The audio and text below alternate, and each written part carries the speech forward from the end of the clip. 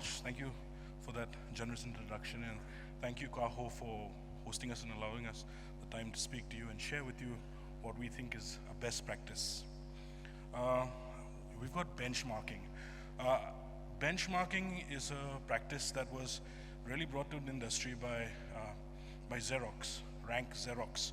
It was something that really turned their company around in the 1980s when Japanese manufacturers really came into the picture and they couldn't compete with the new manufacturers that came in. So they wanted to understand what was the best practice that was there in the industry that they could imbibe and let the industry teach them what they could do best. That is the practice that I'm going to talk about.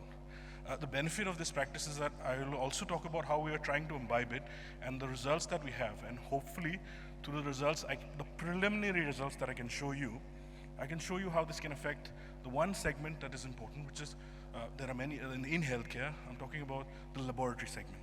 So a big thank you to the entire team at CAHO, Dr. Venkatesh, Dr. Vijay, Dr. Lalu, for supporting us with this concept and really allowing us to take this to the masses in India, or all the labs in India. So this is an initiative started between Roche and CAHO, and what we wanted to do is establish the 2023 Indian Clinical Chemistry Laboratory Benchmark. That is what we want. That was what we aimed out to do. So in this, what we tried to do was we started off as a first leg to start the whole thing off. We essentially started off this in March. In March, we went to 50 cities. We were able to cover 50 cities and 100 labs.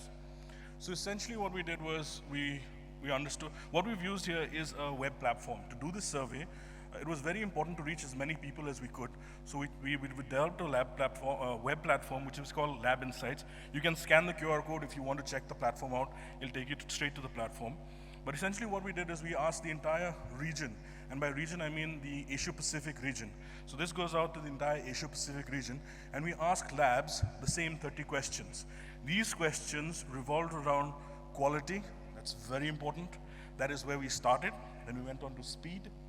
Then we wanted to understand the processes that went on in the lab and what made them successful. And very important, how did they use the resources efficiently? And that essentially was productivity. Now, if you have to look at the lab can be seen as a very important part of your patient care cycle, where it takes your patient samples or specimens from your patients and essentially manages those specimens in the lab and turns them into results that you will use for decision making. So it becomes a critical part of your entire care delivery cycle, and that's why doing this with quality, speed, ensuring that the processes that were there were in good shape and they were up to standards across the board, as well as managing productivity, because you essentially needed to manage your resources well. So that's what we were trying to cover. And the key concept being asking yourself or providing a set of data, data points that are from the community, that are representative of the community, to say, where is the laboratory today? Where should the laboratory be?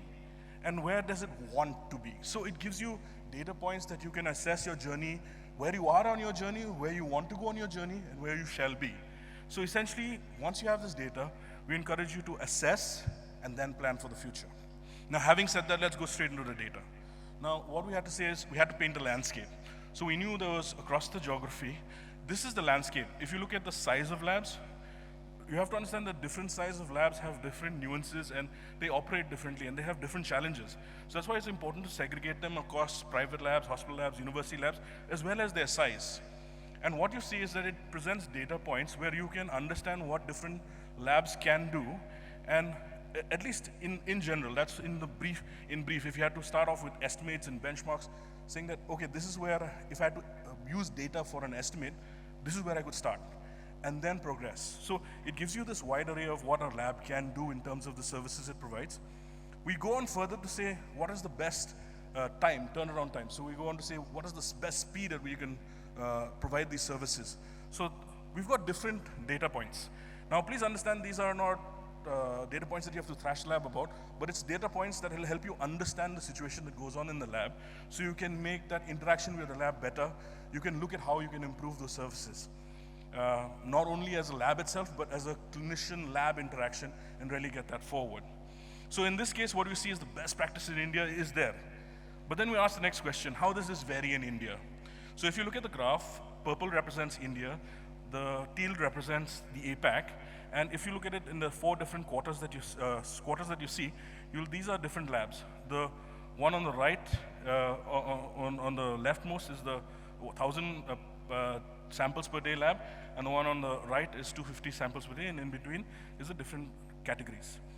What you see is a comparison. So what are, the first point that you look at is what is India doing and what is the sentiment or what is the ideas in India, and then after looking at it, what would be the best ideas outside India.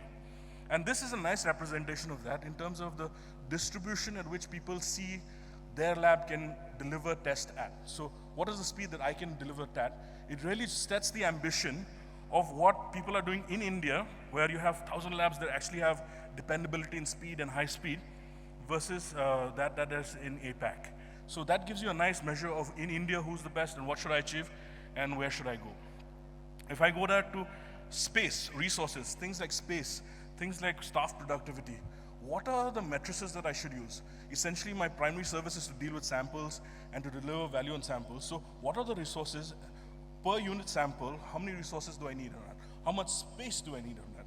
These are considerations that need to be taken, especially when you're evolving the lab or growing the lab or trying to manage resources in the lab.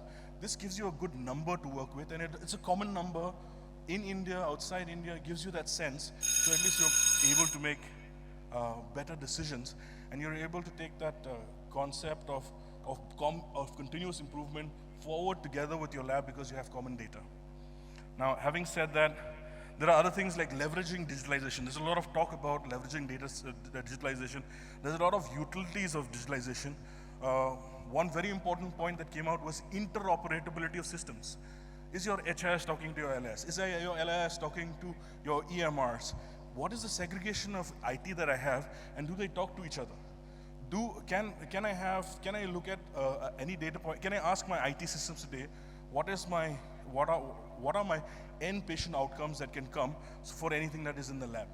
So these are different questions that we asked, and perhaps one interesting point was this. The other part that we talk about in IT is, can I talk about AI? Maybe I not go back so high into AI. If I come slightly lower, can I use standardized logics? If I use standardized logics in my lab and I program that in an if-then-else tree within my software, can I reduce the burden of what my lab is doing? And there's this very nice paper that was published in 2014 where they said building common logics into your IT systems and allowing them to take over the burden of essentially normals reporting is what actually helps improve the efficiency of the lab. So these are different points that we can come across. So perhaps a few words in closing is that, why do benchmark? Benchmarks helps you document the trends in the laboratory industry. So you know what is happening in your industry and you're aware of it. It provides a list of performance indicators. Who's doing what should I measure? It allows you national and international references so that you can always compare and see where you can do best. And it helps identify areas that are of common need. So because I know that these are areas of common need and these are areas that the community itself needs help with or needs to increase knowledge, we can have specialized programs to actually address that need. I know that's a lot and I'm running out of time, but just to say that this is work that's ongoing work. We've done the first leg, we've completed the first leg.